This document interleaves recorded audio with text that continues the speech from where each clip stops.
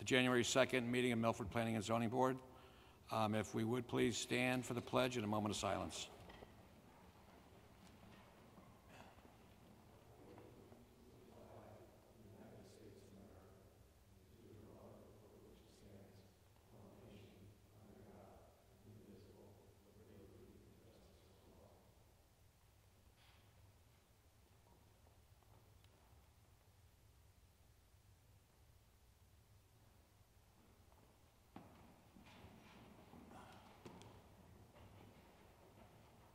So we have a couple of housekeeping items. We have 0 and 990 Naugatuck Avenue and a proposed zone change on that same property that has been postponed until the 15th. So if anyone is here for that, you're welcome to stay, but there's no real reason. We have an announcement that Denise Doucette Ginesse has resigned from the board, citing personal reasons. So we are, we'll be looking for a replacement in the 2nd District, and hopefully by next meeting we will have one. New business, GS 8-24 approval, referral pursuant to Connecticut General Statute 8-24 to approve the sale of 393 Bridgeport Avenue, which is owned by the City of Milford. Oh, I'm sorry.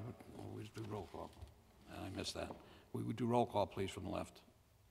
Nancy Austin. John Grant. Carl S. Moore. Scott Marlowe. Tom Panzella. Peggy Cooney. And I'm Jim Quish. We have David Zolskas and Meg Green with us as well. I do apologize for that. David, if you would please speak to us about the 393 Bridgeport Avenue.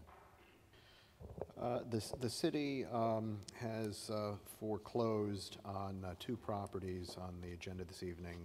One is 393 Bridgeport Avenue, and the other one is 686R Wheelers Farms Road. So the city attorney has asked us for 8-24 approval, so those properties could ultimately be sold. And will we take them individually? You should take them individually. Okay, thank you. Any questions or comments from the board? We'd entertain a motion. I move to approve CGS 8-24 approval for the sale of 393 Bridgeport Avenue. We have a motion. Do we have a second? Second. Mr. Panzella. Motion and second. To any discussion? Seeing none, all those in favor? Opposed? Seeing none, that passes unanimously. So the second item for the 824 approval is 686R Wheelers Farm Road.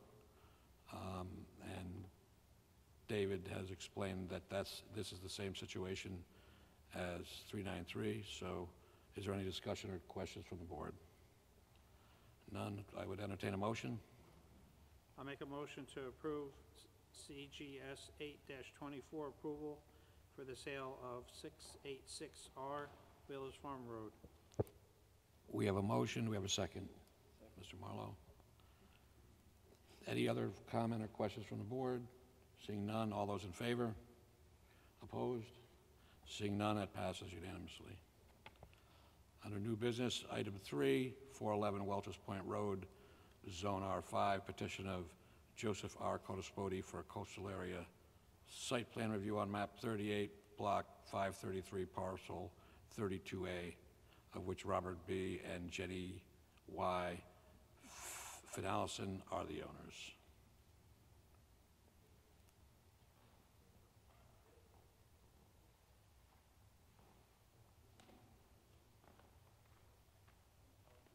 Thank you. If you please state your name and address for the record. Robert Finlayson. My current address is 12 Boylston Street, Apartment 1, West Haven, Connecticut, 06516. I have the extra site plans. Did you guys need those, or? Mr. Sulkus?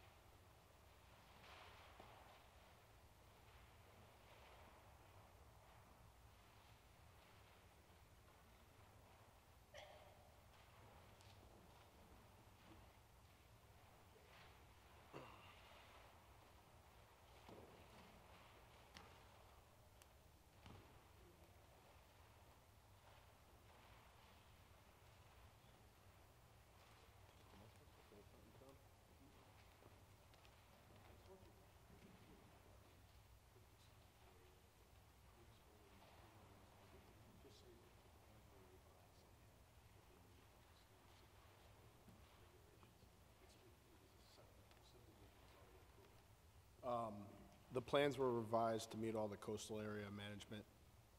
Could you please speak into the microphone and speak up? We can't hear you. Thanks. The plans were revised to meet all the coastal area management regulations per Code Spody. Did them out, and my architect worked together to make it all to meet the building codes and the wetland regulations and all that. Thank you. Thank you. All good? Mr. Sulkus? So the issue with this application was that the applicant was showing a house that was too tall based on the average grade plane that was originally proposed to us. And that is in the report that I submitted to you with the plans that we had at the time that went out in your package last week. Since then, the applicant has come in with revised plans that have not been reviewed yet by staff, but they're purported to be in compliance. The applicant has stated to me, which we would have to just double check, that the house has actually been reduced in height and that some grade work has been revised to bring the house in under the maximum height. So the end result, if the board approves this evening, is that when the applicant goes to get his zoning permit, we're going to absolutely make sure that the house is no taller than 35 feet. Any questions or comments from the board? I do. I would like the revised drawings to be reviewed by staff, and I'd like a chance to look at them before having any questions or acting on it personally. If someone on the board wants to make a motion, I'll hear it.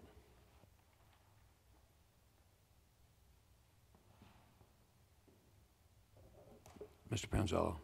I agree with you, Jim. I think that we should definitely wait a while, take a look, have staff review, and then take it up next meeting. Okay, so we'll put this on the meeting for the next agenda for next meeting. Staff will have a chance to review and put a report together, and we'll have a chance to look at the drawings that we just got now. Thank you.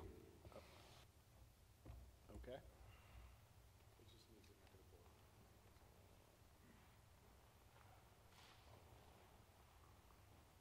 Next item of business is 810 Laurel Avenue, petition of Thomas B. Lynch Esquire for a approval to create a two-lot subdivision on map 13, block 142, parcel 4, of which Laurel Dunes LLC is the owner.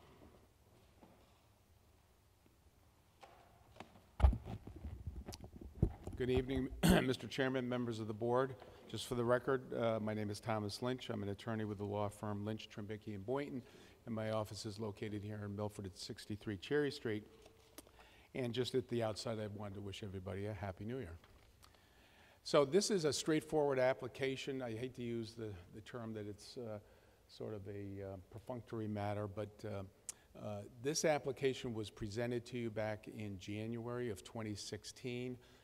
It was a two-lot subdivision that the board approved at that time. If you recall, 8-10 Laurel Avenue, it's owned by my client, Laurel Dunes LLC. The property is located in the CDD2 zone, and we've presented at that time a request to subdivide the existing parcel that has two residences constructed on it that were built under the terms of a special exception that was approved by the board in 2003. At the time, the client desired to separate the property. We put together the subdivision plan. This is the same plan that you approved in January of 2016. Subsequent to that approval, my client had entertained offers from a construction firm who wanted to have the property as a bed and breakfast, so he was going to maintain the two houses on the one property, and it was going to be sort of a shorefront resort type of endeavor with an inn. And to be blunt, that never got off the ground. And under the requirements of both state statute and our zoning regulations, a Mylar survey of the subdivision must be filed on the land records within 90 days of the approval, and that wasn't done. So I met with David. David said very succinctly that we had to file another application. So we did. We paid the application fee, and that's why we're before you tonight. It's an application to subdivide this property into two lots that meet the zoning requirements in terms of the square footage. There's an appendage with a 20-foot frontage on Laurel Avenue that'll serve as the frontage for the house that's located at 10 Laurel Avenue.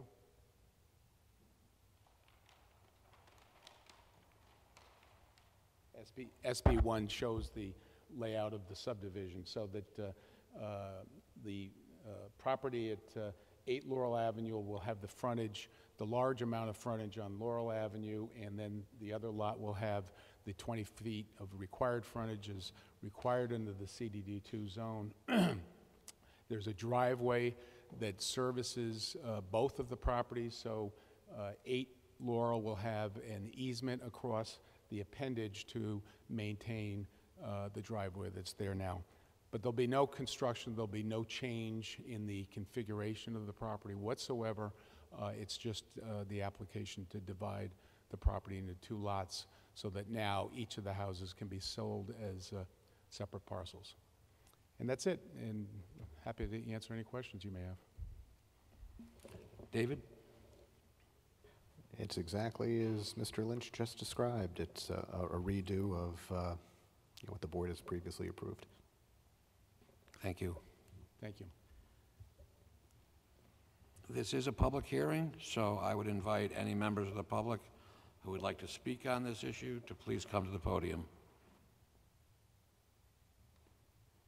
Seeing none, the public hearing will be closed, and I would ask if the board has any questions or comments.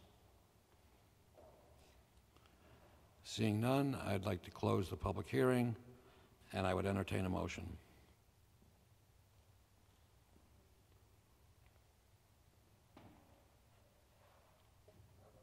I'll make a motion to approve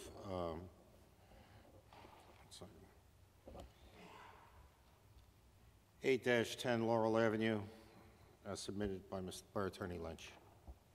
We have a motion, do we have a second? Second. We have two. We have a motion and a second. Any discussion? Seeing none, all those in favor? Opposed? Seeing none, motion passes.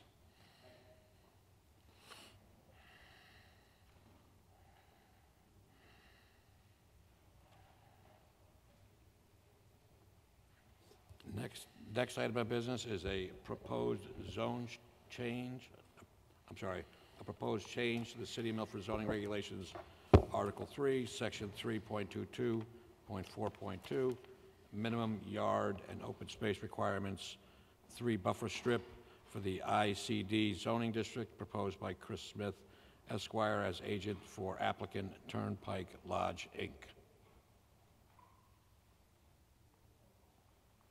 Please state your name and address for the board, for the record.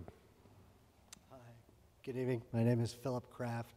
I have an address of 1052 Boston Post Road, Milford, and 1040, and I'm president of Turnpike Lodge and Connecticut Foods, which have been here since 1958, 1935. And I'd like to introduce my lawyer. We have a team to present a plan that we'd like to.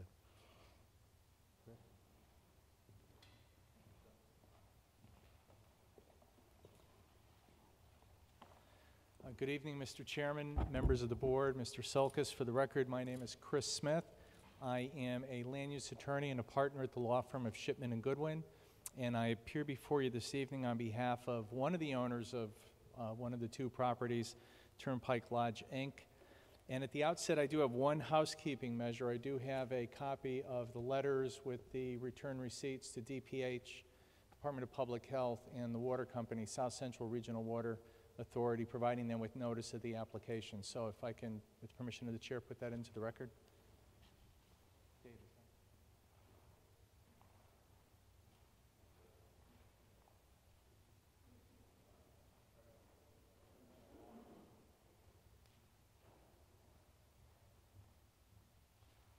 You're just far enough away where it gets a little blurry for me with the names. Mr. Chairman, we do have 2 applications for this evening. We have the zone text amendment, and then we have the special permit site plan. As you're well aware, both require a public hearing, so I'm just not sure. I just want to make, if I'm assuming that we're doing both at the same time, that would be great, and that's what I was hoping to do. They kind of dovetail into one another. And David, I'll take your counsel on this.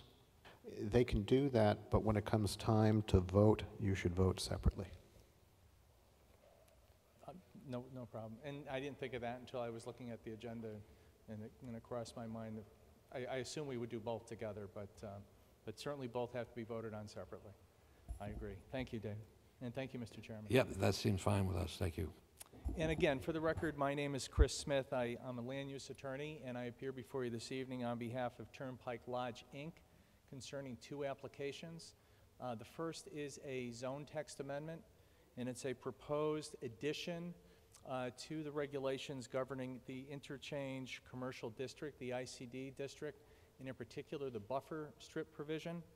And then the second application is a special permit site plan for a specific site development proposal for 2 properties known as 1040 Post Road and 1052 Post Road, located here in Milford. What I would like to do... Mr. Smith? Yes, sir. Can you just lift your microphone up? Better? Thank you. Okay, sorry about that. And what I'd like to do is at the outset introduce the members of the team, and then we'll start with our presentation. And you met Mr. Kraft, who is a principal of the applicant. And this is pretty much in the order that you'll be hearing from folks tonight. Next, we have our architect, Patrick Rose, from Rose Tizo. We have from the Fairfield Inn, actually it's Waterford Hotel Group, Carol Secondino, and Carol is the Regional Director of Operations for the Waterford Hotel Group. Then we'll hear from representatives from Floor & Decor. We have Julie Starzinski, who is the Construction Project Design Manager for Floor & Decor, and she's up from Georgia to join us this evening. And we have Vanessa Massell, who is the Development Coordinator with Centerbrook Integrated Solutions out of Lakewood, Colorado. After Jewel and Vanessa, we'll hear from David Bjorklund, our civil engineer. We'll then hear from Matthew Popp, who is our landscape architect, and Mr. Popp is also a wetland scientist.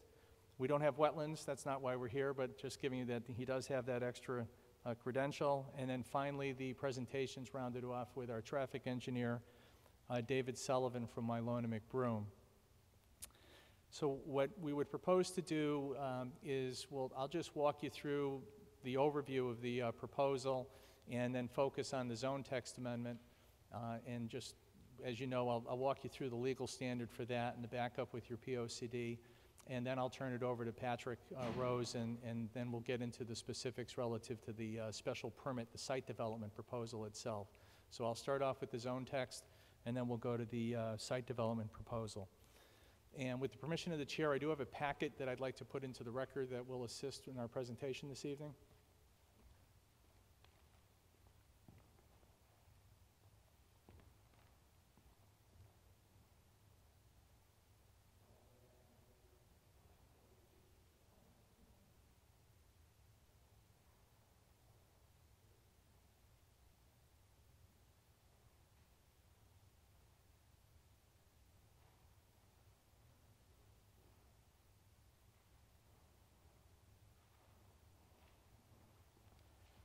And essentially everything that's in here is pretty much already part of the record, or it's a public document here in Milford.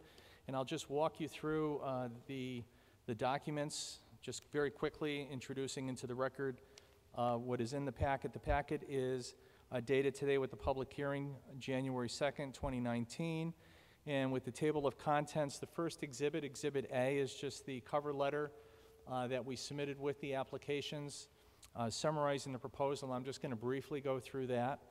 Then we have a copy, Exhibit B is a copy of the proposed text amendment, and some excerpts from your Plan of Conservation and Development 2012, and I'll spend a little time walking through that because that's the first application that's before you. And then we'll get into the special permit components. Exhibit C is a copy of the petition for the special permit site plan. Exhibit D is a reduced color copy of the landscape plan that we'll be referring to. It's actually this plan at the moment. Exhibit E is a reduced copy of the floor plans for the proposed hotel. Exhibit F is a reduced copy of the elevations for the proposed hotel use with the smaller retail building. Exhibit G is a reduced copy of a rendering, the floor plan, and the elevations for the proposed floor and decor. And then finally, we provided you with copies in Exhibit H of the various expert consultants that make up the team that you'll be hearing from this evening, so you can refer to that if you'd like. And the purpose of the packet is really just to provide you with basically what you're going to be seeing, so you have it right in front of you. It's reduced, but it's better than just having to look at a board 15, 20 feet away. So what I'd like to do at the outset is just respectfully refer the members of the board to Exhibit A, and this is the cover letter that was submitted with the applications. It's dated November 16, 2018. And again, it just walks through the two proposals, the two applications this evening. First one being the zone text amendment, the second the special permit. And the special permit, overall, the purpose of the two applications is to permit the redevelopment of two properties known as 1040 and 1052 Post Road. And specifically, the proposal is to, well, first of all, there's an existing hotel and a restaurant that has been on the property over the years. Those will be replaced with a new hotel and two retail buildings. So that's essentially just the overview of what is being proposed. Both properties are located in the ICD district. And I think we have an aerial. Well, does everybody know where the property is? They'll go, okay. That's okay, Dave. And again, specifically, the proposals are to merge the two properties, so there'll be one large parcel, and essentially that'll be approximately 8.2 acres. And again, remove the existing hotel and the restaurant. There'll be a new hotel with 108 rooms with various amenities that we'll be hearing from those folks in a moment as to what they are, and then there'll be two new retail buildings that'll total approximately 80,000 square feet. The text amendment, I'll get to that in a moment, but I would like to point out that the ICD, these two properties located in the ICD, are also located in what your POCD has described as one of the main gateway areas to the Milford's downtown from I-95, and I think you're all familiar with that concept. So next, I would respectfully refer the board to Exhibit B, and this I'm going to spend just a few minutes walking through the zone text amendment. And as you're well aware, either for a zone text amendment or a zone change, the standard of review, the legal standard for me to create a record for, so if you choose to, within your discretion, to approve it, somebody has gone through that and it is part of the record, is that the proposal is consistent with your comprehensive plan, and your comprehensive plan consists of your zoning regulations and your zone map, that it's also consistent with your POCD, and in this case it's your 2012 POCD, and then finally that the proposal will not result in an adverse impact to the public health safety. And I would respectfully submit that this minor proposed zone text to accommodate this development, and is essential for this development to go forward, does satisfy those three prongs for the legal standard. If I would, so going to the statement of use in Exhibit B, it's the first page, and there's actually 3 exhibits in Exhibit B, or sub-exhibits, and they're separated by a blue page. I would like to start off with the statement of use, and this was submitted as part of the applications. And I'm just going to go down to the third paragraph that deals with the text amendment. And the text amendment, again, is a proposal to modify your zoning provisions in the ICD zone for the buffer strip requirement. And essentially, when there's an ICD property is located adjacent to a residential zone, there's a minimum buffer strip that has to be provided. We're proposing to keep the existing language that's in the regulations as is, but to add a new provision that would, a new formula to the buffer strip that would accommodate this development. And what I'd like to do is walk you through that right now. And if you go again, we're still in Exhibit B, but if we turn past that second blue page, that first blue page, and this is what it looks like, it's the proposed text amendment. And again, it's the interchange commercial district, and if you go through your regulations and you turn to section 3.22.4.2, you come to the minimum yard and open space requirements in the ICD zone. And you have principal building setbacks as the first one, first subsection of that. Then you have accessory buildings with the second subset. And then we get to buffer strip. Now, the existing language for buffer strip is provided in this, on that page. And just quickly, it talks about when you have to have at least 10 feet adjacent to any residential district. And then there's a formula, and it's based on the number of parking spaces required.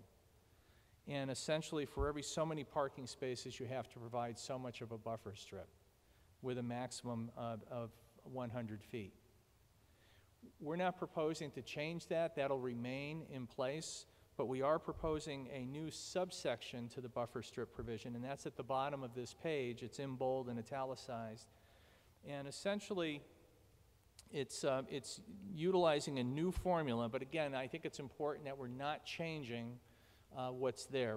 This is just some additional language where a proposed mixed-use development is limited to this situation when you have a proposed mixed-use development containing a hotel, motel, or extended stay hotel use located on a single lot within the interchange commercial district, and where the lot, and then there's certain minimum requirements, where the lot comprises a minimum of 7 acres, that's the first one.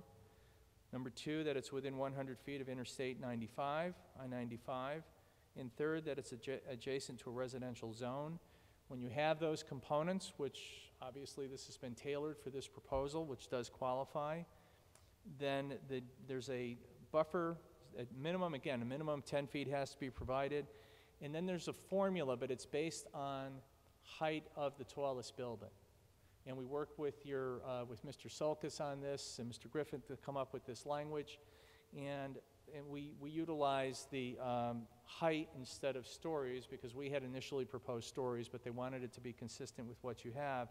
And then if you walk through it, there's a minimum requirement that there be 10 feet of a buffer strip for each 12 feet of height of the building, which is essentially for each story, with a minimum 40 feet being required, regardless of the height of the tallest building, up to a maximum of 100 feet, which is comparable to what the existing language is.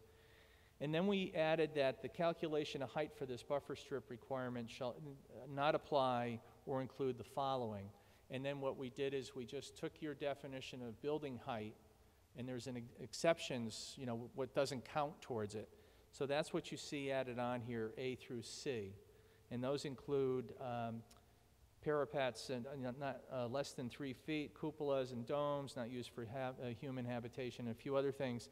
And then at the end, we added this subsection D, dealing with telecommunications antennas, excuse me, and associated screening, which shall not exceed 10 feet.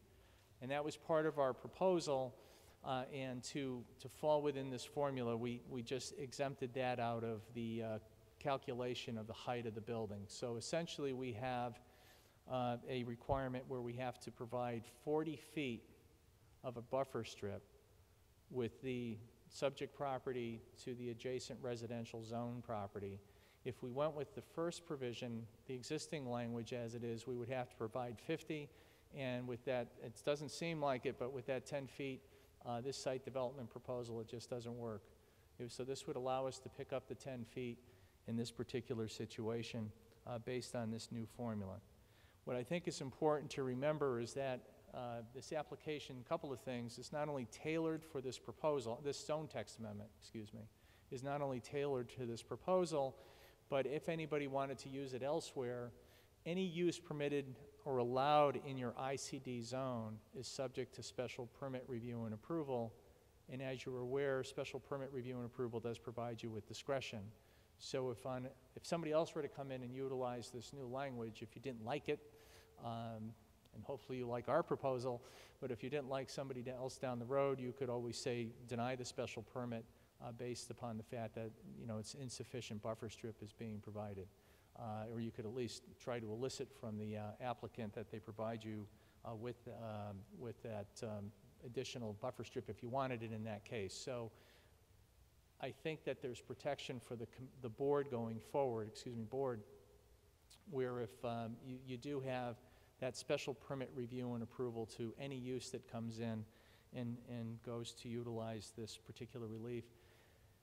And again, this proposed zone text amendment only applies to a mixed-use development that involves a hotel use. If you don't have that, then this doesn't apply. And again, it's a very minor reduction in the buffer strip from what would be required under the formula that exists today, 50 feet, to what would be available or required with this modification at 40. Any questions on that? Okay. The next section in Exhibit B, separated by a blue page again, I have some excerpts from your Plan of Conservation and Development, December 2012.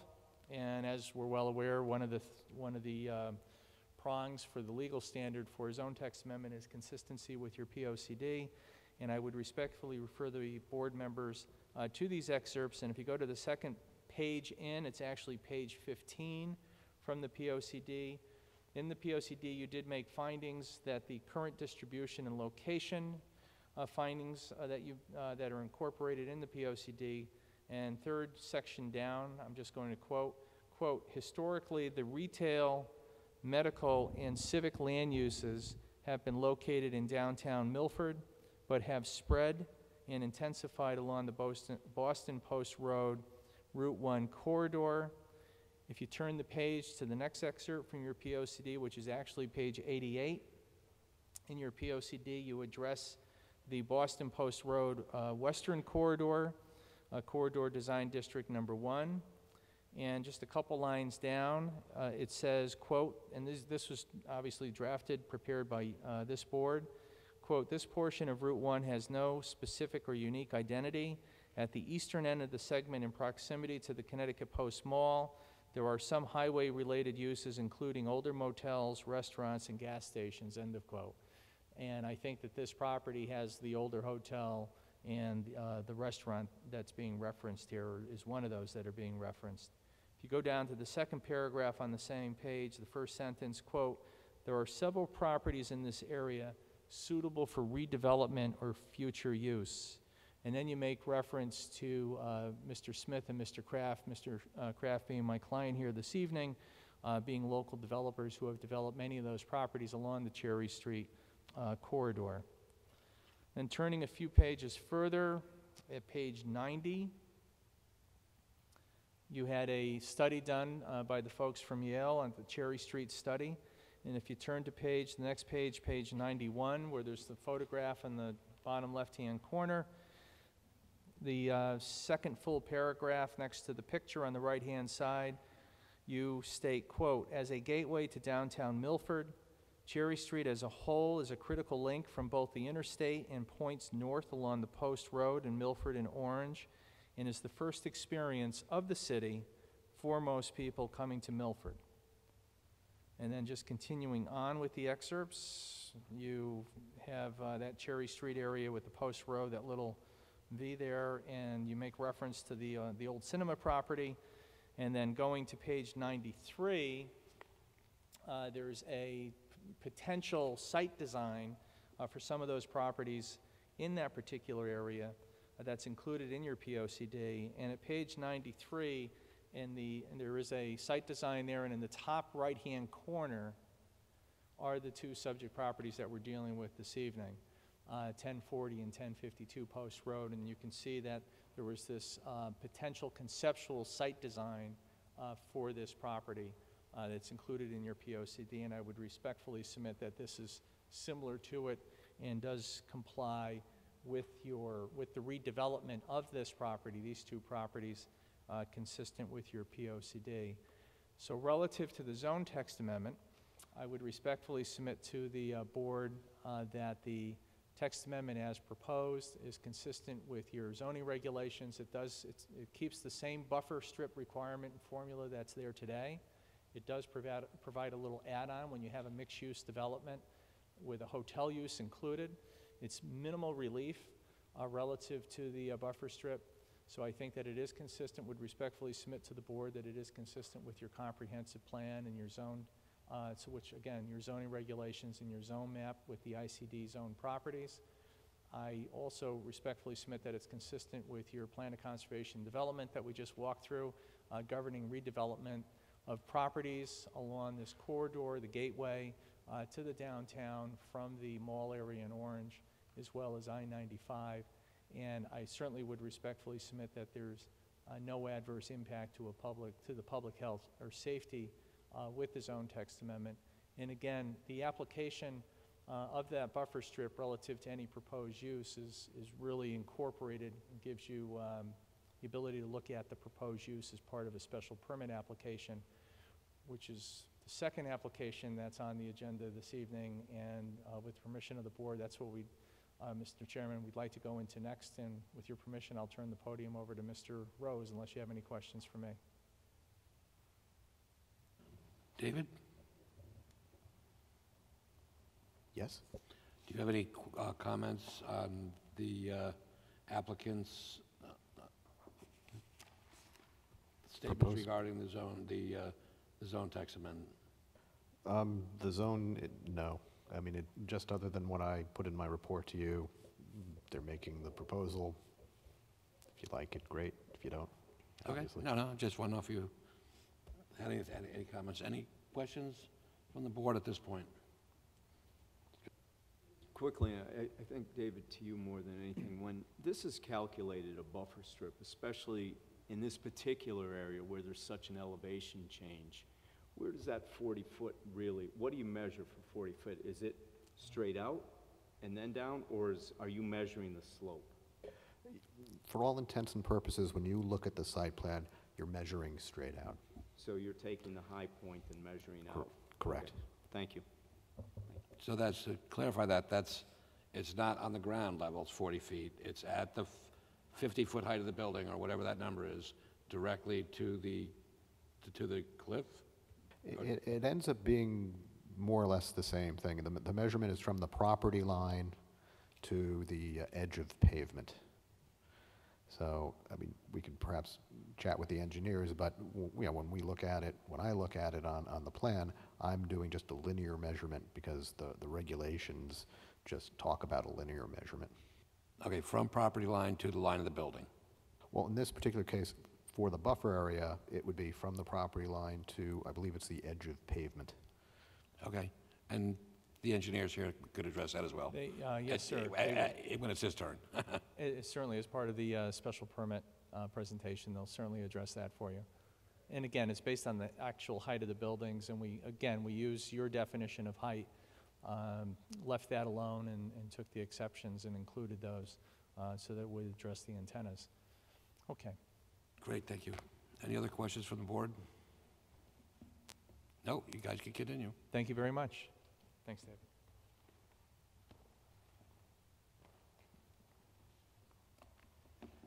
Good evening. Name is Patrick Rose from Rose Tizo and Company, an architect in the state of Connecticut. And for this project, just like to closer to me because I can flip some pages for you. What I'd like to do is to briefly go through the site and the buildings, and then there'll be some further discussion by the two other people representing the hotel and Floor and Decor concerning the buildings.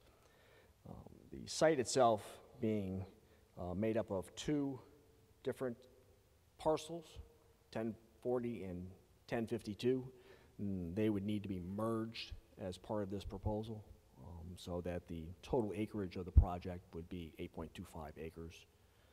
And in that 8.25 acres, we would have a 108-room hotel and a 74,912 square foot Floor and Decor building and a 5,000 square foot retail building here. I'm sure you're all familiar with the site, but just to go through it quickly, I-95 being on this end here, the diner being in this location, housing above us. There's about between 20 and 30 foot difference in grade elevation between the residences above and the parking lot and driveway below. So that extends, pretty much all along this line. And then Boston Post Road and the intersection here. What we have are two entrances into the facility here on the eastern side and one here on the western side. So the way a truck might come onto the site would be on this western driveway, come around, access the hotel, come around this side, access the Floor and Decor building, and then come back out this exit right here, which is hard to do from here. So that pretty much we had the site circulation would follow for people entering here, they're parking in front, or drop off at the hotel here, and then parking around the hotel and the retail parking in this location. What we provided are 279 parking spaces. That is what is required, and that's what we've provided. We've done that by one space per each hotel room. And for the Floor and Decor building, one space for each 500 square feet, which is 151 spaces, and one space for each 250 square feet for the retail, which is 20. So that comes out to the 279. What we've done, based on setbacks and buffers and the text amendment buffers, we meet all of those setbacks and buffers for all the buildings. The building area requirement in this zone, in the ICD zone, is 50%, and we're at 26.4%, well below that. And the parking landscape area is 10%, and we're at 21.2%, well above. So I believe that our site plan meets the regulations and the requirements for site plan approval.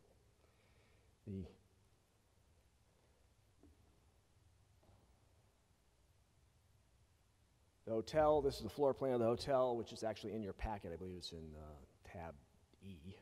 And what we have is the lower level of basement level in the southern section. There is a small portion there of a basement that will be housing cellular provider equipment for the cell tower antennas that are on the roof. So those will be in the basement location.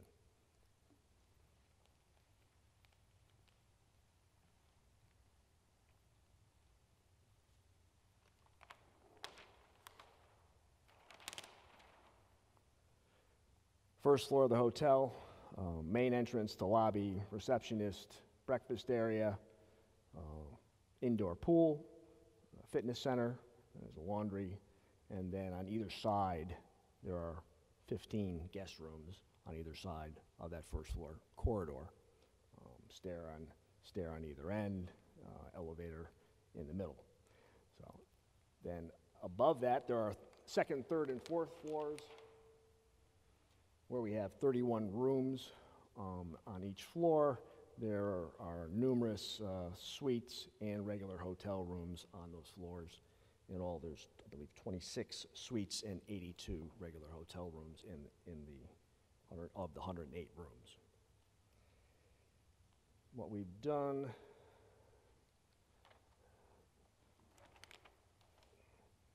again, there's a roof plan. There's a roof trellis over the main entry.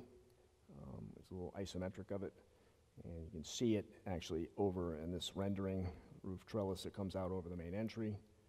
And on this roof plan, there are locations of the screens in these locations and around this tower, and a couple in the back where the panels are that will be screening the antennas for the cellular providers.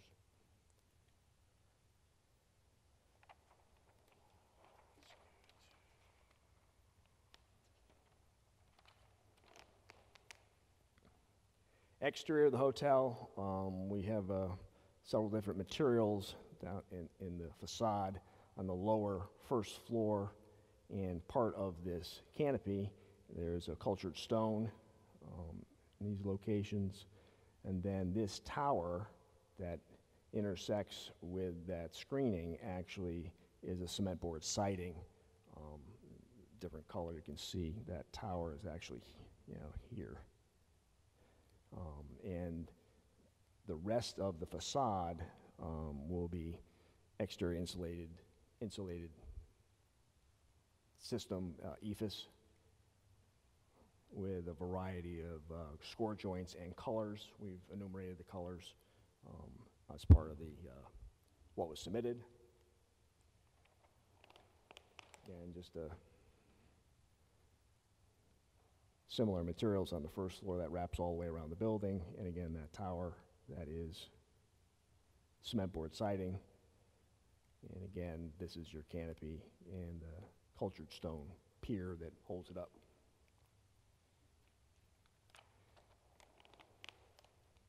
The floor and decor building, the 74,912 square foot flooring outlet. What we've done on the exterior of that building is try to use some of the materials that are being used in a hotel. They may be different colors because they are dealing with their own marketing and brand name. What we've done what they have are precast panels on the outside of their building. On the outside of that, they are using a stone material on the lower level, this darker. And then above that, there's a thin brick material. It's in this location. And then the lighter color there is an EFIS. All that's being applied to the outside of that precast panel. So it's doing significant embellishment of that precast panel to bring it out, the colors that they have that are their brand.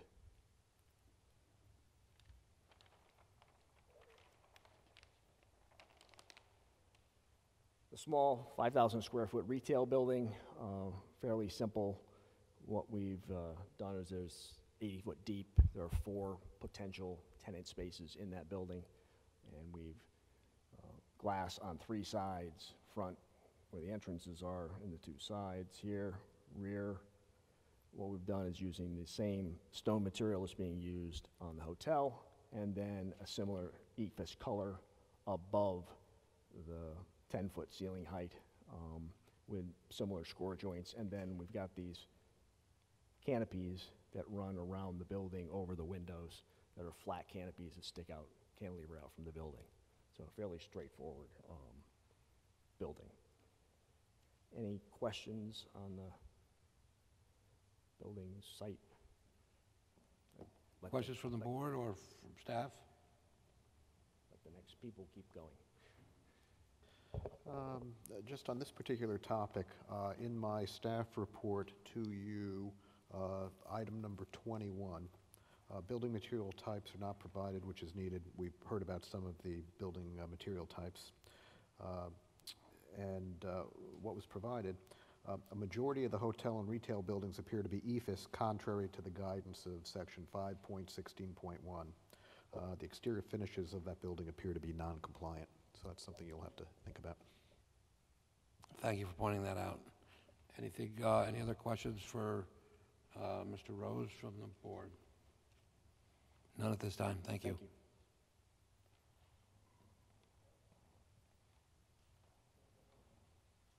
So we're going to, Chris Smith for the record, we'll walk you through the proposed hotel use, and we have Carol Secondino from the Waterford Hotel Group that will do that, and then we'll hear from the Floor and Decor folks. Thank you.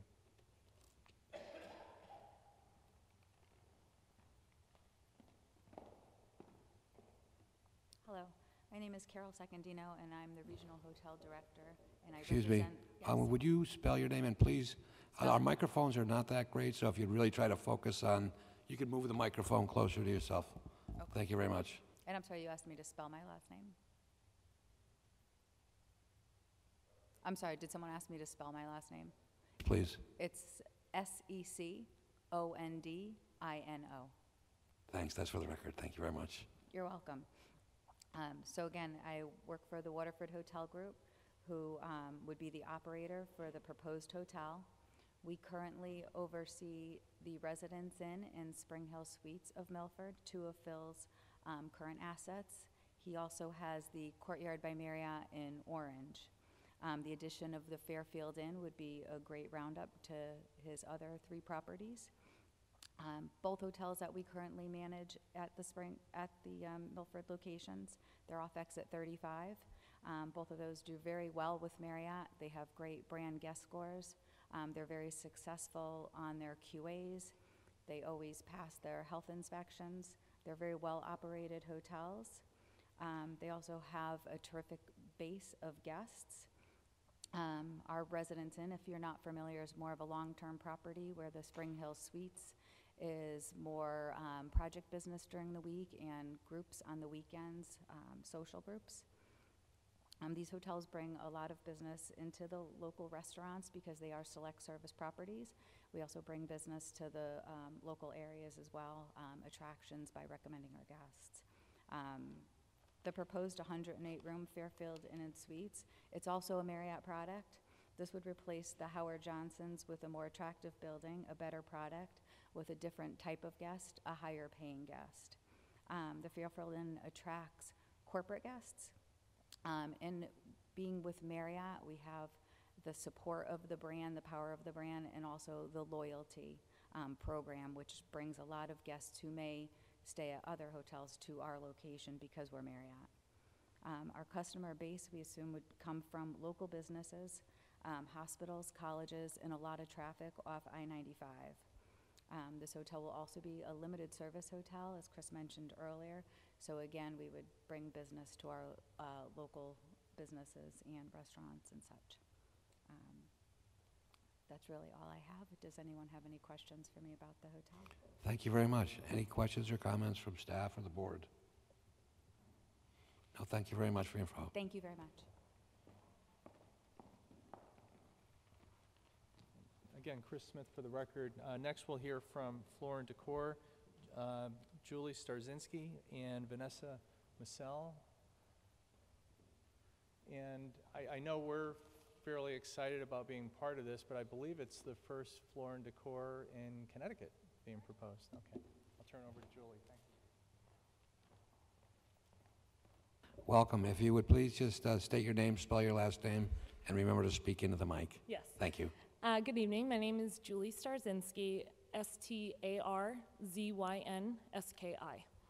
I'm the Construction and Design Project Manager for Floor & Decor based out of Atlanta, Georgia. Floor & Decor, as you've just heard, we are opening our first store in Milford, Connecticut. We're very excited to be entering into the Northeast. We recently have opened a store in Avon, Massachusetts. Saugus, Massachusetts is opening in the next couple months. Closest store to you guys right now is Farmingdale, New York. We're definitely in New York and New Jersey, but we're looking to break into the Northeast. So, our company, we sell hard surface materials for countertops, floors, walls. It's tile, stone, and wood. We typically have about 40 to 60% that are contractors, but we also have do-it-yourselfers that come in to buy their own material and actually do it themselves in their homes. We are very, very big with the community. We always try to give back into the community. We always hire locally, make sure that we're giving jobs for people in the city. We just opened our 100th store in Burlingame, California at the end of last year. So we have about 100 stores throughout metro markets nationwide. And basically it's typically about 80,000 square feet. We're at 74 here. But if you look at the rendering on the top, it's a little backwards for what's going to be in Milford. We're actually going to have our customer pickup, which is where you can go and actually pick up your product from the showroom, on the opposite side. You pull your truck or your van up to the back, and we will load it into your car for you. But any questions that you guys might have? Any questions from staff or members of the board? No? Thank you.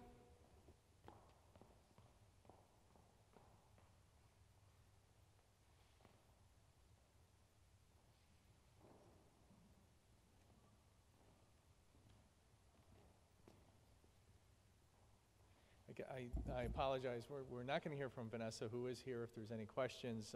I think the floor plans and whatnot are part of the record. But next, we'll hear from Dave Bjorklund, our civil engineer, who'll walk you through those components. Great, thank you.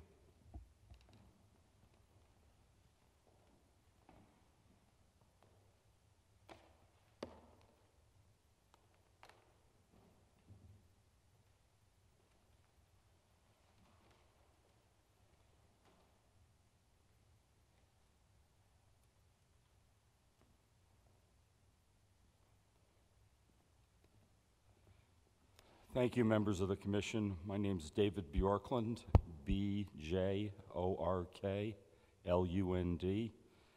I'm the president of Spath Bjorklund Associates. We have offices in Monroe, and I'm a professional engineer registered in the state of Connecticut.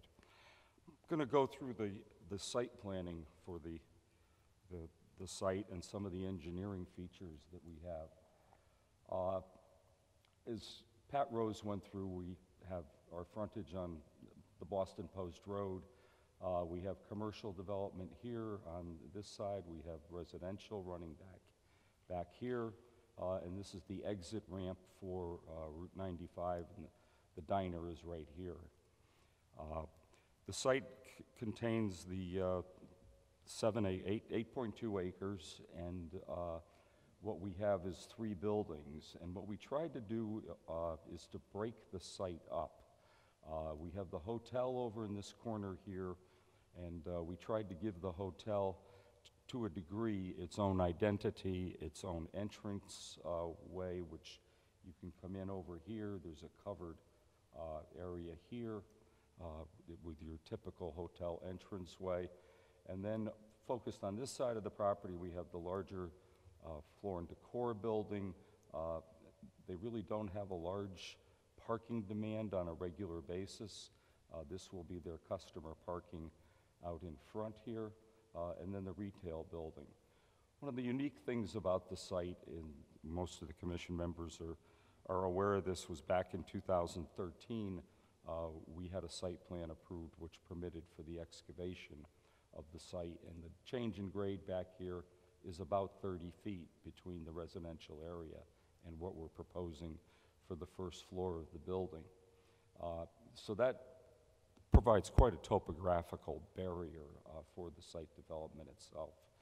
One of the things we incorporated into the site was we ran a loop road around the entire property. This will be used, it'll be used for cars, but it's primarily going to be an advantage to the trucks that are coming to the site. The loading area for the hotel is to be located right here, so a truck will come in off of the post road, come up here, and then back into this loading area here. The floor and decor loading area is over in this corner here. This is an isolated corner of the property. This is the exit ramp for 95. And so it's going to be screened from the residential area here, not only by the shape of the building, the trucks are going to back into this location here, but then because of the change in the topography and the area here, this area here, which is where the ramp is located, protects it and kind of isolates that area. And then the trucks will be able to come out and regain access to the Boston Post Road. So we're not going to have, in our main parking fields, we're not going to have tractor-trailer trucks running around. They're going to all be using the loop road. This development, and Dave Sullivan from Mylone and McBroom will get into this in more detail, but because of the size of the development, this is going to be subject to the Connecticut DOT because of its traffic generation. It's going to require an ASTA permit. What that means is the DOT is going to be examining all traffic generation, the impacts, and other engineering features, which we specifically addressed, which was the stormwater system.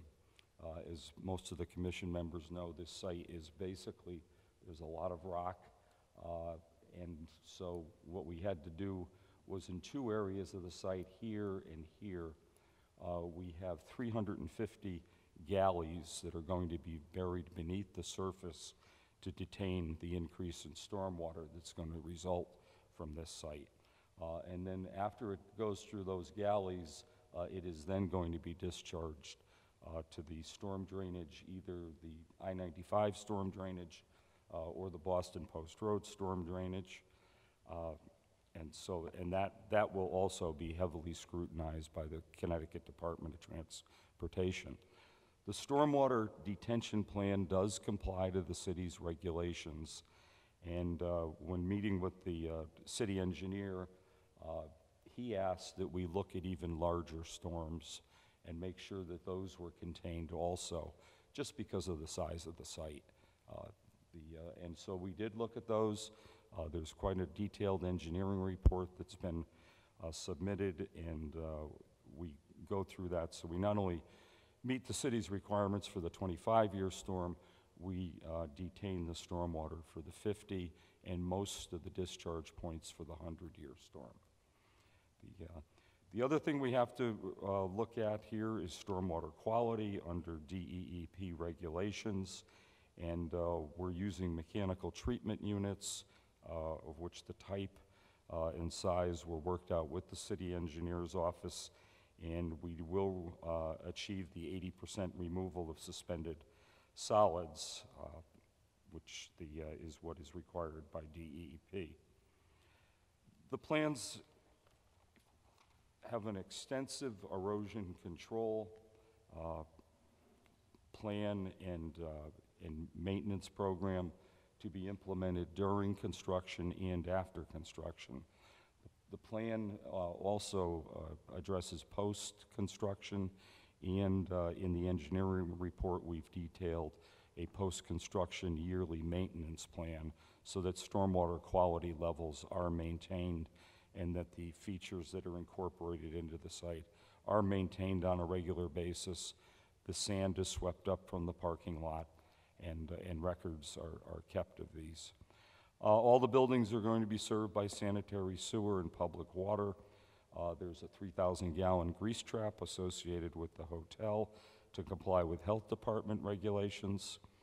Other site amenities which have been included in this site, which are starting to to be seen regularly is we're incorporating bike racks and electric car charging stations into the site development plan. These plans have all been reviewed by the applicable city agencies. We've revised the plans to comply with the requests and their suggestions. To answer one of the questions that one of the commissioners had, the distance in the buffer is measured horizontally from the property line to the edge of pavement. I'll be glad to answer any questions that any of the commission members may have. Any questions or comments? Ms. Slokas? Dave, can you talk about the retaining walls, the length of the retaining walls, the height of the retaining walls, the location of the retaining walls? Sure. Again, because of the grading that took place on the site, we have retaining walls, and I'll start down in this corner here. There's this retaining wall here, which is one that runs behind the diner and the parking lot that's located here. There's another retaining wall that runs up along here and comes around to the corner. Then we're able to accomplish this through just grading up to the property line in this area, and then we have another retaining wall located over in this area here. It's going to be a combination of retaining walls that are incorporated into the site, and some of it will be the rock cut that everyone's familiar with that you can see that are there currently.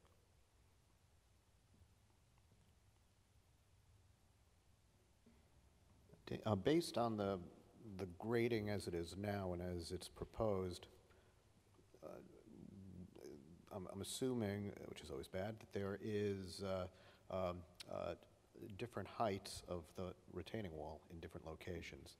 Can you give us an idea of what your maximum height projections may be and where those are located?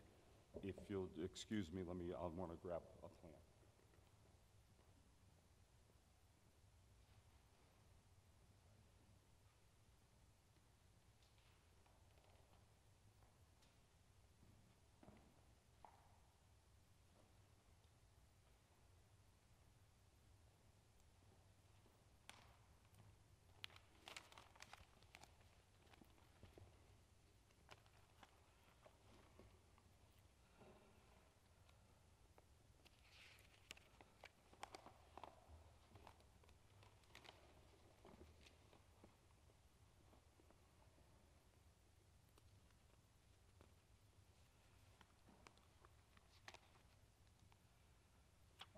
Along this area here, the I-95 exit, there's 270 lineal feet of retaining wall. And the top of the wall is at 42, and the bottom of the wall is at 36, so a little over 6 feet in that area there.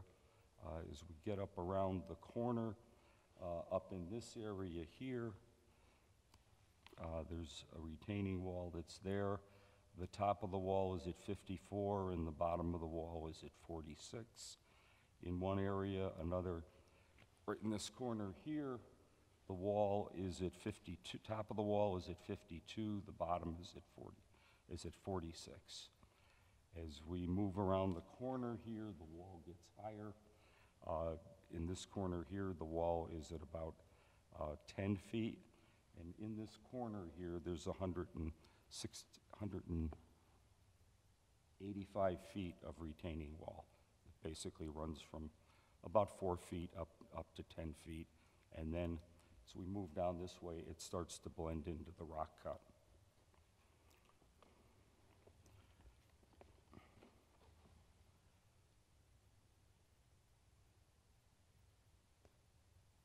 And then the one over at the diner, behind the diner, the top of the wall is at 41 and the bottom is at 36. And that wall's 180 feet long. Thank you. You're welcome. Any questions or comments from the board? Thank you. We go to the next person.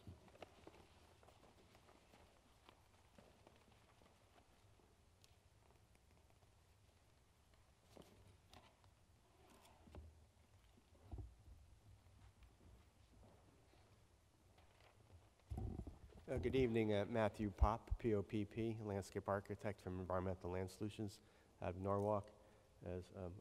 As Chris noted, I'm also a professional wetland scientist. I spend probably maybe about half my time preparing landscape plans for commercial developments such as this, and this is the landscape plan, the rendering of the landscape plan before you. One thing that is a little bit maybe uncommon, which I was glad to see on a project of this size, is typically along the post road or main road, you do end up with a landscape buffer. That's about 45 feet wide. But generally, like in the interior of the site, the landscape areas are very narrow. In this one, again, like I said, it's kind of unique. There's a pretty good landscape area right here between the two buildings. That's probably about 35 to 40 feet wide, and that's generally not seen on projects like this. And then we have a landscape island right here. Typically, there may be like 8 or 10 feet wide, and this one, it's 16 feet wide. So again, it allows for those trees to grow and mature as they should. I'll just go through the planting plan. Here's the plant list. Typically, the plant list up on top is the shade trees. The next grouping is the understory trees, followed by the evergreens, and then the shrubs and perennials. As far as the shade trees, 1 tree is required for every 5 parking spaces. Again, there's 279 parking spaces, so 56 shade trees are required. We're proposing 63. And the shade trees are the larger growing, wider growing trees, such as the oaks, the locust, and the ginkgo. I didn't include the 18 heritage birch, which kind of is a borderline shade tree. They do grow large. So again, we're over the requirement quite a bit. There's 34 flowering trees. Again, there's the shad, the crab apples, cherries, and winter king hawthorns. And they're kind of just scattered throughout the site. They're mainly the focal trees. We do have 25 evergreen Norway spruce and green giants, mainly in this area here and back over here. Along the perimeter of the site up on top, I did propose some small red cedars, small when they're getting installed, because I think there may be some rock back there. Proposing 35 of those. And again, the red cedars typically grow where there's thin soils. And again, the rest of the plantings are flowering trees and flowering shrubs, mainly deciduous and evergreen. And there's some perennials such as ornamental grasses. The tree commission had one recommendation. There's 3 trees that are out on the site that I think were part of a grant, and they asked that those be replanted, and if they aren't replanted, that they be replaced. So I propose that they go, right in this area here. It's probably more than likely that they're going to be replaced, and I do have a note down here that says that they be replaced with cherries if to match the other flowering trees bordering that area if they're not maintained. There is a lighting plan. Their detail is right here. It's 16-foot high poles. They're downward pointing LED fixtures. And the color temperature is, again, a 3000 K, which is a warm white, so it's not like a cool white. So I think it's more inviting, the warmer light. And that's the landscaping plan. If you have any questions, I'd be happy to answer them. David, do you have any questions or comments? I do. If you look at my report to you, item number 12, the regulations under 5.14.6 subsection 1 require that 10% of the gross parking area be landscaped. And I've asked the applicant for computations to show us that do they in fact have 10% of the parking area landscaped, and we have not received that, so we do not know. And that is exclusive of any of the other landscaping that's on the site. So that's a computation that we should get. The other thing the board has to think about, again, and this is under item 6 of my report, is that in the proposed 40-foot buffer area, there is a building. It's a 13 by 9 building, and that is contrary to our definition of what a buffer strip is. So you have to decide whether or not having that existing structure in the buffer area constitutes it still being a buffer area. That's, up to you. Thank you. Any questions, comments from the board? None at this time? Okay, thank you. Thank you.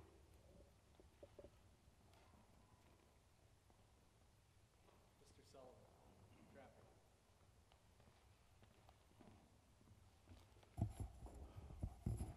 traffic. Good evening.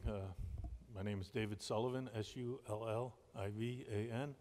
I manage the traffic engineering group at Milona McBroom. The traffic study that we conducted was a fairly traditional traffic study where we look at the existing conditions, including traffic volumes, accident statistics, characteristics of the roadways in the area. We then look at future conditions with and without the additional traffic from this development, and then we do a series of analyses to look at operational conditions with and without the additional traffic. The access has been discussed. What was not mentioned is the easterly driveway, because there's a median on Route 1, is right turn in, right turn out only. The western driveway will be full access, allowing left turns and right turns both in and out. I'm sorry, would you say that again? I didn't quite understand it. Thanks. The easterly driveway, because there's a median on Route 1, you could only take right turns in and right turns out of that driveway. On the westerly driveway, there's no median on Route 1 in that area, so you're allowed to take left turns in, left turns out, and right turns out, what's traditionally known as a full access driveway. Great, thanks for that. Okay. In terms of our study area, we looked at the intersections along Route 1. We started on the easterly side at the Route 39A off-ramp. We analyzed the intersection where Cherry Street intersects with Route 1, and we also went further to the west where we looked at the intersection with Locust Street, the signalized intersection there. We conducted traffic counts. We did them for Friday afternoon peak hours, and we also did them for Saturday midday peak hours, which traditionally are the times you want to look at retail uses. We then made estimates of what the traffic would be in the future. The first estimate is what we call background traffic. That traffic is an estimate of what the traffic would look like if no development took place here. In that particular case, we see if there's other developments in the area that should be, that may come online that would add to that traffic, but we also look at normal growth. To do this, we talk not only with your staff, but we also talk with the Department of Transportation, the Bureau of Policy and Planning, and they give us a growth rate. So we applied that growth rate to come up with estimates for 2019, which at the time when we did it, looked like it was into the future a year or so, but it's upon us now. The next thing we do is estimate the traffic that would be generated by the site itself. So for the hotel and the retail uses, we're able to look at standard industry data from the Institute of Transportation Engineers, and they have categories where they determine how many rooms you have in a hotel, how many trips would be generated during that Friday afternoon or that Saturday peak hour during the midday. For the floor and decor, we looked at a number of things. We looked at traditional retail, we looked at furniture stores, we looked at a lot of the industry data. But in this particular case, we had a study that Floor and Decor had commissioned of their existing facilities. It was done by Kimley Horn, another engineering firm, and they had good statistics that we were able to use to generate traffic during those peak hours. And we didn't just use it blindly. We presented that information again to the Bureau of Policy and Planning at the Department of Transportation, who blessed us using those rates. So using that information, we came up with estimates of what type of traffic would be generated. And what we came up with is in the afternoon peak hour, we estimate there'd be about 130 trips, about half of them into the site, about half of them out of the site. On Saturday, that would be the peak of the peaks, and that would be about 200 trips, so approximately 100 entering and 100 exiting the site. Our next step was to add that traffic to the background, which I described before, which we call our combined traffic volume scenario. And then we do a series of analyses, and the results of the analyses are in terms of level of service. And level of service are just like letter grades in school, where level of service A is excellent and level of service A is failing. And the gradations in between, the difference is you do have a level of service E and you don't have grades of E. But what we found out when we did this, we look at it with and without the site traffic, and what we found is the levels of service wouldn't change out there by the addition of this traffic at any of the signalized intersections in the area. What we also found out is that with some timing changes, we can actually improve things a little bit out there. And when we go to the Department of Transportation and the Office of State Traffic Administration, that's one of the things we'll be recommending, that they make some minor timing changes out there, because we think they can improve the traffic flow a little bit from what it is today. In general, we found that the site traffic that would be generated here would not create any safety issues, it would not exacerbate any existing safety issues, and would not affect the operating conditions along Route 1 and Cherry Street in the vicinity of the site. I'd be happy to answer any questions. Any questions, David? Yes.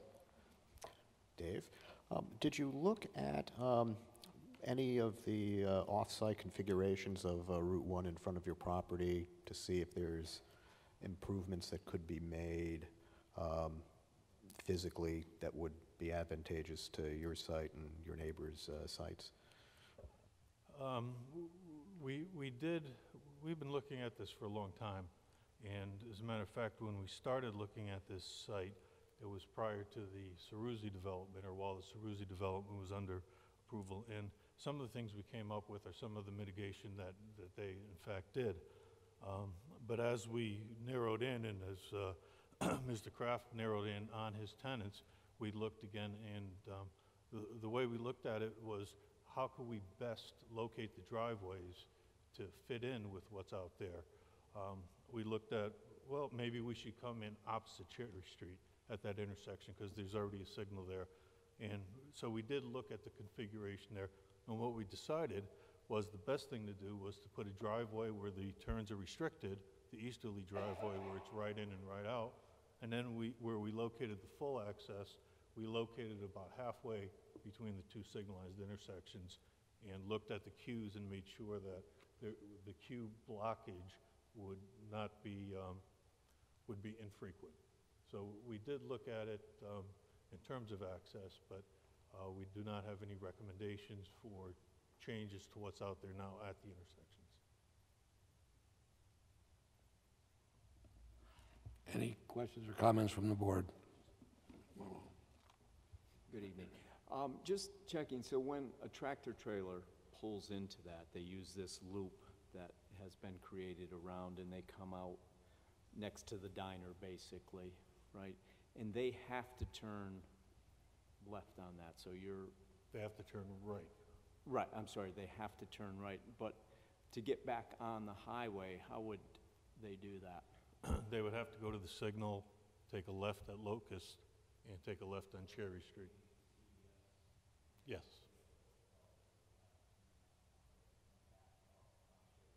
Correct.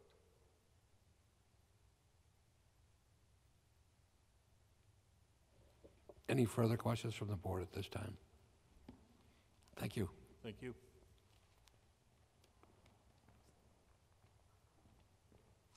For the record, Chris Smith, just to address a couple of the points that were raised by Mr. Sulkus, a couple of questions that David had. The reference to the parking area landscaping minimum under 51461. David, it's actually, this might have been in the table with the revised plans, but it's it's the last column, and it indicates 21.2%. That's located where? This is in the zone data table with the plans that, I think the latest revision was 1214. That might have been why you didn't see it, because it might have come in on the revisions in response to your report comment, just so that you know that. And then there was a reference to this storage room. They call it a hub for the telecommunications. That I think is shown on one of the plans as possibly being in that 40-foot distance. It's not shown on this landscaping plan, but just for the record, certainly as a condition to call it out, that before a zoning permit is issued, that it does have to be outside of that 40-foot. We would have no objection to that. So I don't know if that was what was being referenced, or? No, well, I'm sorry, I was looking at the plans and not looking at what you were pointing at. Right. I know you have, there's a new accessory building in the upper right-hand corner, right. That's what I was pointing to. Right, I'm sorry. that's not what I was talking about. Okay, That's then perfect, because that's perfectly fine. I mean, that meets the regulations. Going west on that plan, up higher, yeah, around there, I can't, there's a existing, and it shows on some of the site plans, on some of the surveys, but not all, structure that's there. And the question is, you know, our regulations define a buffer very specifically, and it doesn't talk about any structures being in there. Is that something that is going to remain, or could it be mitigated because it appears to be an above-ground structure? Could it be made subterranean so it doesn't look like it's there? And for the record, Chris Smith, it's my understanding, I was just advised that it's a utility structure, or whatever you want to call it. I don't know if it's a structure, because I know that's a defined term, but that can either be put underground or taken out of that area, for the record. Okay, so if that were made a condition? Yes, sir. Correct? Mr. Kraft is shaking his head yes.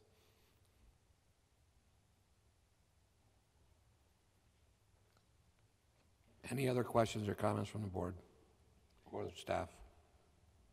One last, go ahead. Not at this time, so Not at this continue. time, that's fine. Thank you. I'll take my cue. Thank you very much. That concludes the presentation, and we'll respond to any questions that you may have or questions from citizens. Thank you. Great, thank you very much.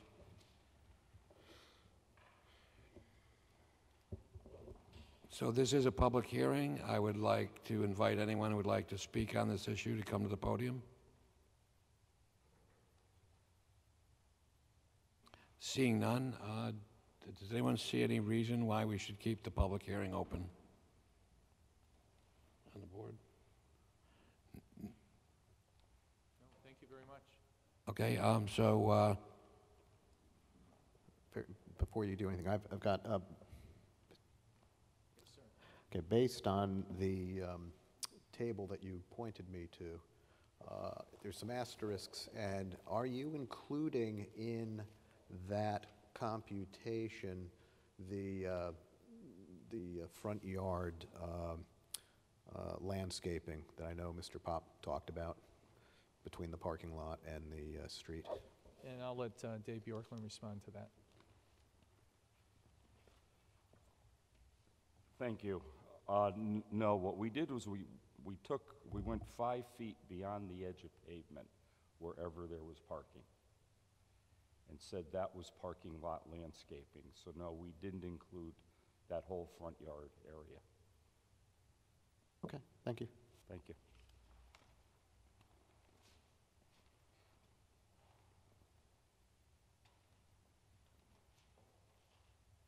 Mike, I have a question with regard to the exterior finished insulation at the hotel.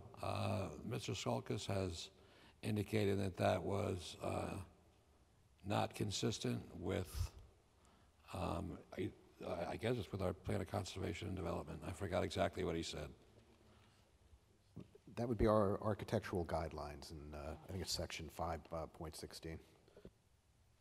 Great, thank you. Patrick? Yeah, we had used EFS in as much as it's one of the prototype materials that, you know, is suggested by the hotel, and talking with the owner that we certainly would entertain changing that material, you know, to comply with your requirements for the architectural facade. It's normally what they would have put in. We can go to another material, whether it's the hardy plank siding, the cement siding, you know. Great, thank you.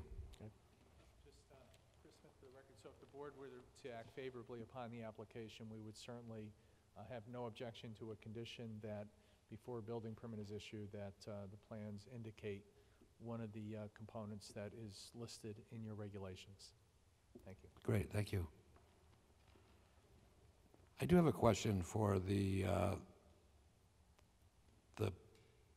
decor, I forgot the name now. Yeah, you know, the question is, do you typically install solar PV on your stores throughout the country? Sorry, Julie Starzinski, Floor and Decor. We do not. Okay. Would you consider that for this store, or is that outside your purview as a tenant? It would have to be something that I'd have to discuss with our legal team. We've had questions about that, but we have always deferred not to. Thank you. Welcome.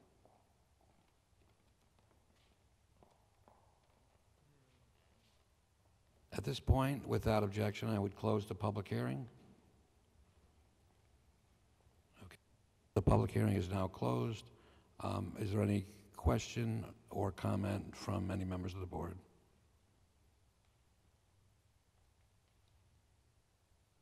Seeing none, I would entertain a motion. Mr. Chair? Yep. Do you want to split them between first the regulation amendment, then followed by the site plan and special permit? Okay, that makes sense. So what we would look for is a motion on the language, language amendment.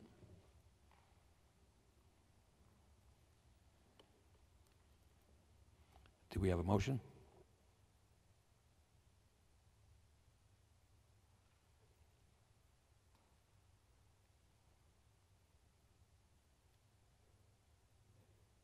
For discussion, and Yeah, that's fine. I would, let's see, I move to approve, let's see, which one do I want to approve here? For Milford, item 2, I guess it would be Article 3, Section 322.42, minimum yard and open space requirements, buffer strip for the ICD zoning district proposed by Chris Smith as agent for applicant Turnpike Lodge.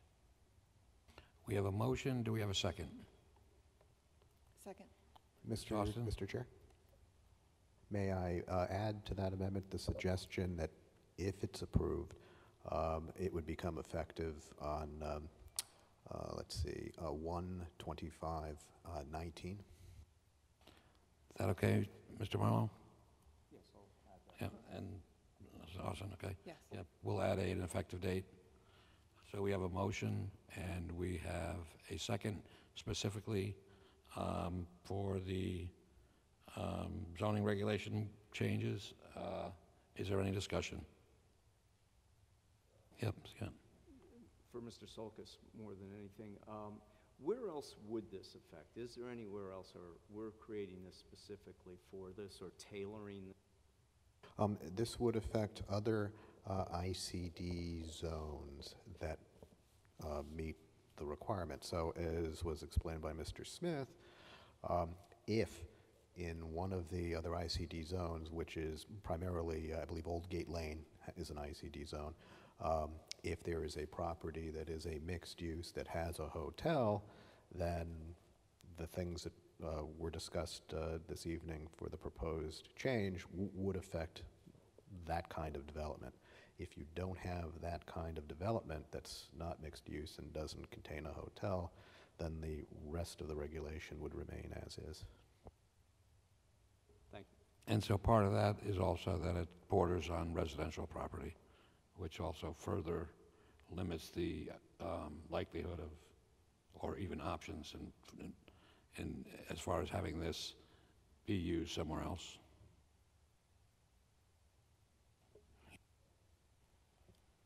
So if we pass this proposed change, this question is for Mr. Sulkus. Would this have to go through city attorney, and if so, would there be a hard date for the attorney to get back to us on this? The change is the change. It's like any other regulatory change that you make. This has been, referred out to various departments. We have no comments from the city attorney. It just becomes a regulation like any other regulation.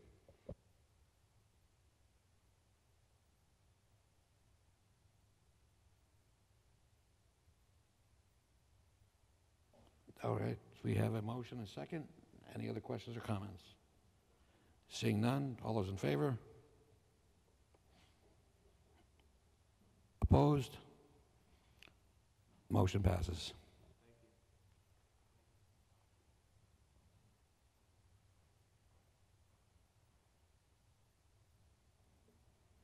So the next order of business will be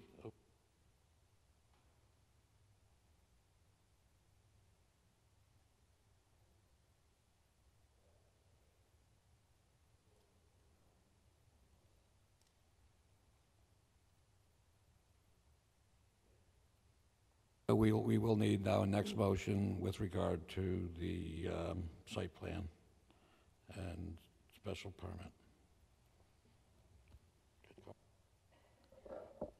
I make a motion to approve 1040 and 1052 Boston Post Road, Zone ICD, petition of Chris Smith for a special permit and site plan review for a hotel and 2 retail buildings on map 77, block 832, lots 2 and 2A, of which Turnpike Lodge and Corp. 1052 and Connecticut Foods and Corp. 1040 are the owners, and applicant Turnpike Lodge and Corp. Including with that, with any special conditions. So I believe, Mr. Chair, you should list the conditions.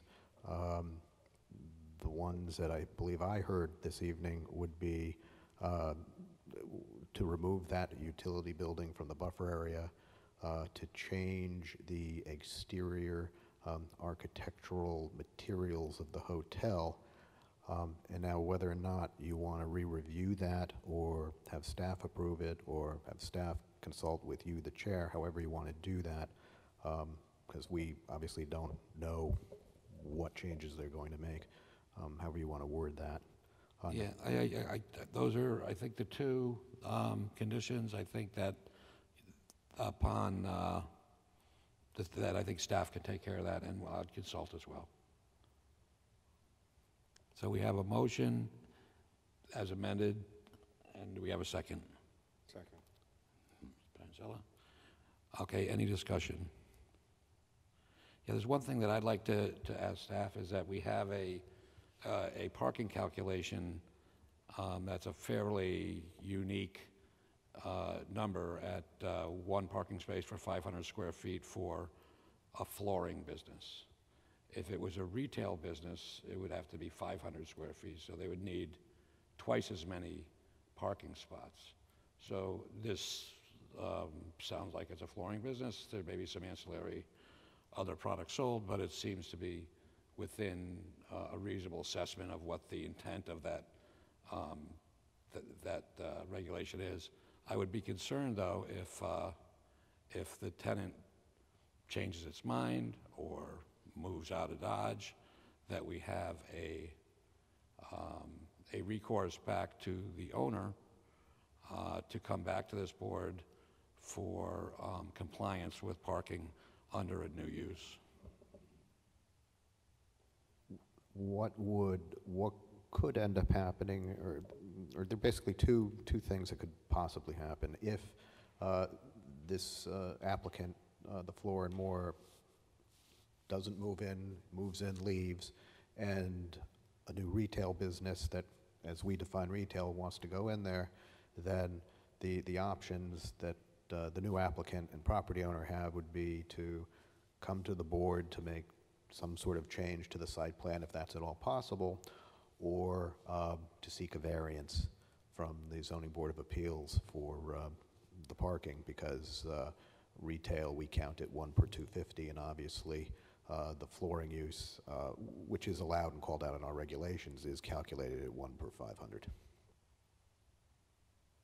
Do we need to add this on as a condition of approval, that or can we put this on as a condition of approval, that in the case that there is no longer a flooring business in that space, that the owner needs to come to us, or does that happen automatically? I don't think you have to have any sort of conditional approval on that, because if this becomes vacant, it could be another use that is proposed that may fall under the 500 square foot. But if it doesn't, then at that point, when they're coming in for their permits, they're going to, get flagged, and they're going to have to come up with a resolution, again, either through changes to the site plan, which realistically I don't necessarily see that happening unless they're going to tear down the hotel or take out the other retail building, or they're going to need to seek a variance for the difference in parking. All right, thank you. Any other questions or comments from the board? Well, we have a motion and a second. All those in favor? Opposed? Seeing none, motion carries.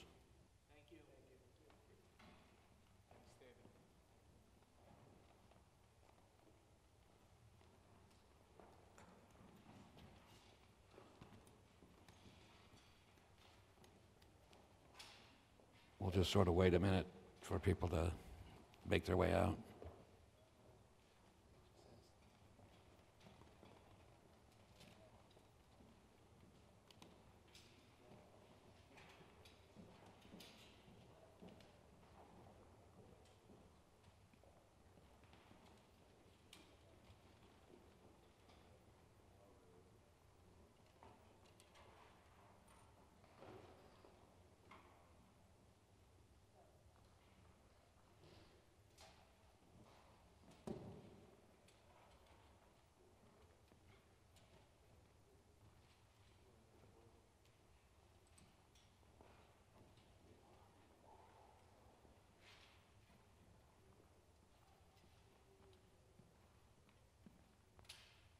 Next order of business is proposed change to City of Milford zoning regulations, Article 3, Section 3.13.5.3 and 3.1.3.8. Commercial vehicles proposed by the Planning and Zoning Board to align definitions with city ordinances. I would ask Mr. Grant to speak to this. This is, if you're not aware, the Board of Aldermen changed some of the regulations here for the city, which basically caused a non-coordination with our zoning regulations. So this regulation basically is just to align the zoning regulations along with the new regulations that the alderman placed. Thank you. David, this is just to get this circulated, or is this circulated and come back? The one that we list, yes, this is to get circulated to come back. So just to remind the board, the first step is we take this and we send it off to the Regional Council of Governments and a few other stakeholders, and they'll come back with comments. And if in fact... And I just want to make sure, because I was just trying to sort of get things here when you were talking. You were talking about the... Which one, John? This is 3.1.3. This is the... no, this is This is approval. This is already Yeah, been if it, circulated. the one that's on the agenda number 4 is for public hearing. So it has been circulated. Right. But there was something that was sent to you in your packet that we're looking for approval to send for circulation. John? Oh, that's different. Okay, so Right. we'll open the public hearing on this. Right. All right, so this is a public hearing for this proposed change to the Milford zoning regulations. So if anyone would like to speak to this matter, please approach the podium. Seeing none, we'll close the public hearing. Oh, did you want to speak to this? Oh, which part? Is this the commercial? I'm sorry, would you speak into the mic? I can't hear you. Is this the commercial vehicle one that? Yes. Yeah, okay. Would you state your name and spell your last name for the record? Sure. And be sure to speak right close to the mic. Donna.co, D-U-T-K-O. My address is 236 Buckingham Avenue. I've been following this closely. I have some concerns, and I have some, there's good things and there's bad things. I see that you recently put in the camp trailer definition that no such vehicle shall be located in any front yard except driveway or within 6 feet of any lot line. However, I think you could add an amendment to your current proposed regulation that would encompass commercial vehicles that are smaller than your defined commercial vehicle. So in other words, create a small commercial vehicle definition. And because it's a de facto allowed use based on the regulations that you're proposing, that certain commercial vehicles or certain vehicles under the 8 feet and under and 20 feet and 21 feet and under would be allowed to be parked on a residential property with no buffers or setbacks.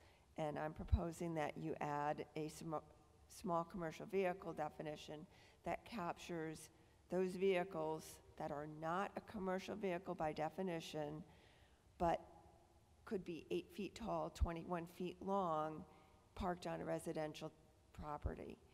And so something like small commercial vehicles shall mean any non-commercial vehicle, in other words, that doesn't fall under the commercial vehicle definition, that are between the length of, say, 18 feet and 21 feet, or a height of between 7 feet and 8 feet, with properly inflated tires, measured from the ground to the highest part of the vehicle, including racks, but not antennas. So that falls, it's like a smaller version of your commercial vehicle definition. But there should be a, I'll say, no such vehicle shall be located in any front yard or within 6 feet of any lot line. Because if you have an 8-foot tall truck, by de facto, it could be parked right up against your neighbor's property with no setbacks. So I'm proposing that you put a 6-foot setback from where that small commercial vehicle could be parked on your property, along with some buffers, trees or something like that, that would protect the abutting residential properties from these larger non-commercial vehicles that technically could be parked up against your property with 0 setback.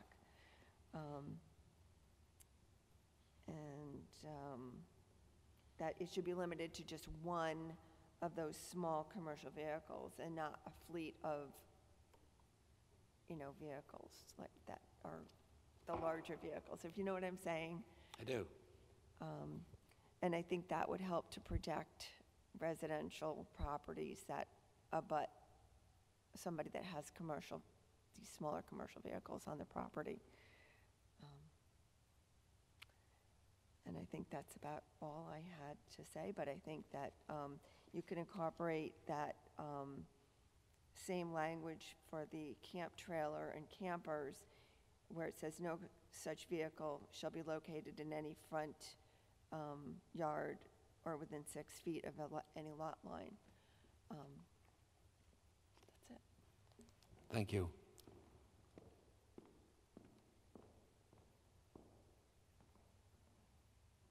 John, could you comment on how this, is this affected actually by what's coming up next week, or is this directly related to the one that's in front of us now? The city ordinance basically defines a commercial vehicle. Doesn't cover, the way it's written, doesn't cover like a pickup truck with a bed on, or with a rack above it and a few ladders, a couple of ladders on top. Those are basically not considered a commercial vehicle. They can be on the residential property. The ordinance and the way that the definitions are written, it's basically things like semis, box trucks, dump trucks, trailers with a lot of mowing equipment on them, or a trailer with a backhoe on it. Those are the things that are considered commercial. As far as even if the truck is not used, say you have a box truck, and even if it's not used for commercial use, the way the city ordinance reads, it would be considered a commercial vehicle because it meets the size requirements. So it wouldn't be able to be on the residential property. So I think what she had mentioned about larger vehicles would automatically, even though it's not, wouldn't have writing on it for some type of business or something, it would still be considered a commercial vehicle. And the way our zoning, the way this regulation and the thing, it says no commercial vehicles would be on the property, except for a single axle trailer, you know, that a carpenter might have for some equipment and tools. So I think with what we have and what the city ordinance says, I think her concern about larger vehicles really doesn't apply. They're covered, if I'm understanding it correctly. Yeah, you're welcome to come back up and speak. Yes, Donna.co.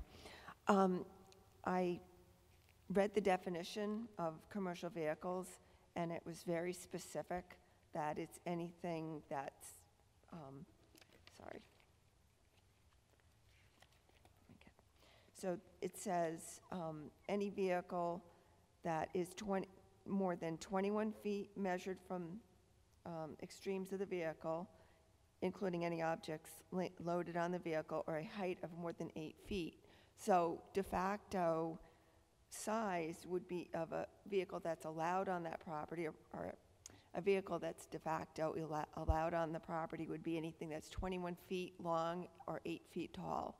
It doesn't, this language doesn't preclude a box truck. It doesn't preclude anything that's in the alderman's, the city ordinances. It doesn't preclude any of that. Yours, I think, differs from what's on in the ordinance. A box truck, basically, you're going to have to look at the gross weight. There's several different classifications of commercial vehicles that the ordinance covers, and one just says if the vehicle's over 8 feet, it's a commercial vehicle. If it's over, I can't remember the gross weight, it's a commercial vehicle. If it's longer than the 21 feet, it's considered a commercial vehicle. So the way that the city alderman tried to put it together and the way we looked at it, basically if you're, say, a carpenter and you have a pickup truck and with a rack on it and a couple of ladders, you can park that on your property. It doesn't fall into the category that it's longer than the 21 feet. So it was kind of try to fine line. There's a lot of different vehicles out there. There's different vans. Ford has vans there's 4 different sizes of vans. You know, so a smaller van can be on the property. So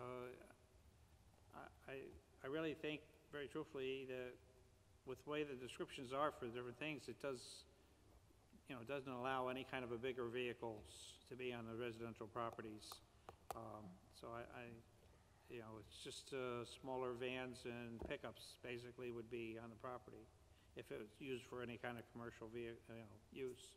So you're saying that no box trucks would be allowed? Right, correct. No box truck would be allowed on the property, because it would be longer than the 21 feet, or it would be higher than the 8 feet, because the bed is going to be higher. Just a commercial van from either Ford or Dodge or Ram, those basically are like at 7-8 for a height. So if you put a rack on there with a ladder, you'd automatically be over the 8 feet, so it would be considered a commercial vehicle. Box trucks are definitely over the 8-foot height, just the cab section itself. Between the aldermen and myself, very truthfully, we went around to a lot of the different dealerships here in town and did a lot of measuring. The aldermen they took several months of investigation to look at it for different heights of vehicles and stuff. And that's the way, basically, the intent is just to keep the larger vehicles, box trucks, dump trucks, semis, and so on like that, out of the residential areas. So can I make a suggestion then?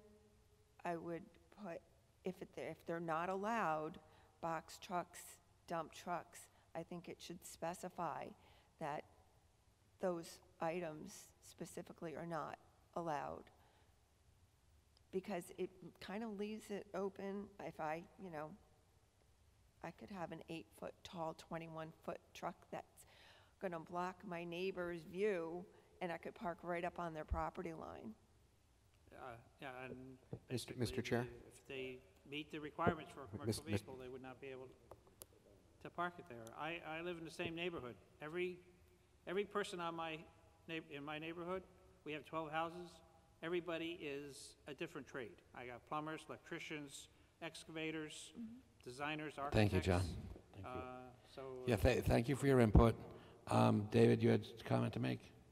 I was going to say that this is a public hearing. Right, so it's not meant to be back and forth, but we're trying to Exactly. accommodate everybody. I understand that.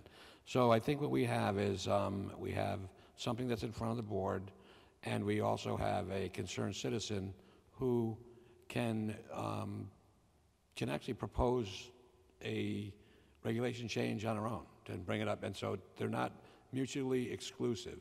So if we were to bring this forward and vote on it, we could take a look at the language that you talked about and possibly have another, address your concern in as another regulation change. Or you could write it and petition as a citizen. So that's an option. And David could explain that. How do you do it off? So can you put those exclusions in if you're going to? No, we're not going to be able to change the language tonight, because we would have to then have another public hearing about it, because it's substantially different. Okay. Thank you. Thank you. Do we have a motion? Oh, no.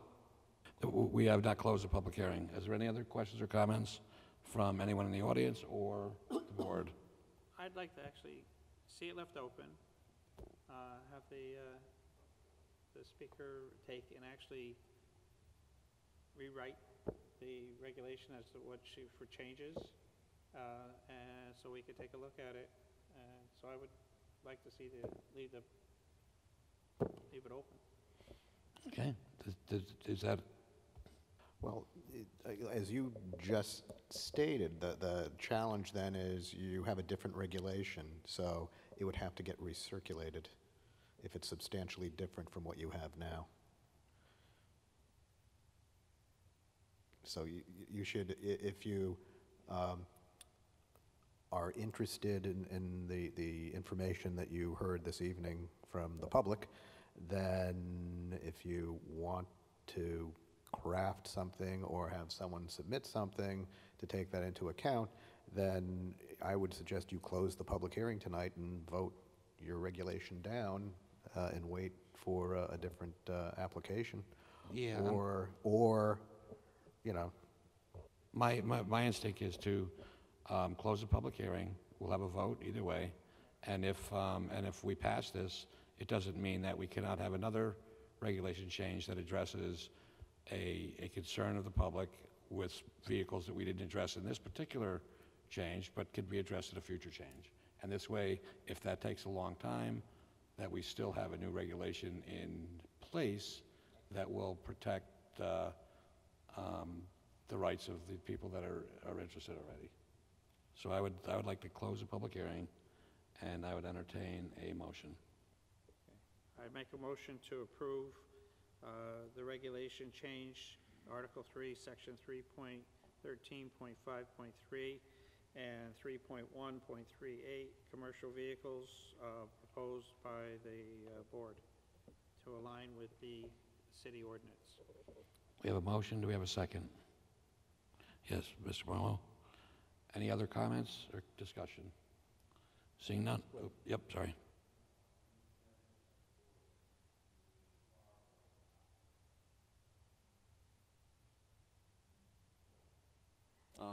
Mr. Grant mentioned the proposed changes by the board.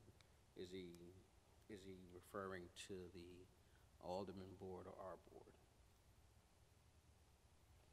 I think he misspoke and he meant our regulations subcommittee of the Planning and Zoning Board. Thank you. Is that right? Yeah. Yeah, okay. Any other questions or comments or discussion? Seeing none, all those in favor? Opposed? The motion passes. Mr. Chair? An effective date. Thank you. That would be, again, January 25th of 2019. Thank you. Yep. So liaison reports. We have none. Regulation Subcommittee. Subcommittee.